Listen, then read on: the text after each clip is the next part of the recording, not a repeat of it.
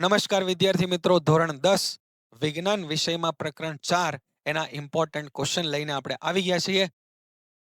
એનો ગુણભાર કુલ 6 છે.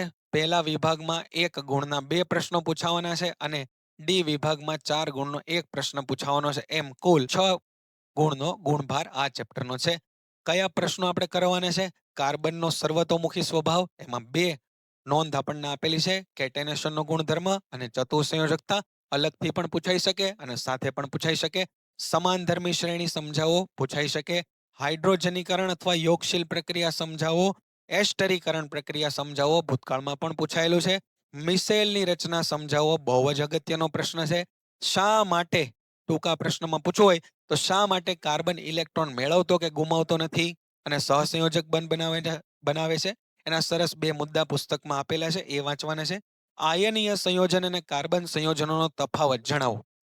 એને અલગ પ્રશ્ન પણ પૂછાઈ શકે. આયનીય સંયોજનના ગુણધર્મ જણાવો અને કાર્બન સંયોજનના ગુણધર્મ જણાવો, અથવા સહસંયોજક સંયોજનના ગુણધર્મો ધરાવો. અલગ પ્રશ્ન પણ પૂછાઈ શકે. અને કાર્બન સંયોજનોનું નામકરણ જો આપણે કરી લઈએ તો 2 ગુણમાં એવા પણ પ્રશ્નો પૂછાય છે.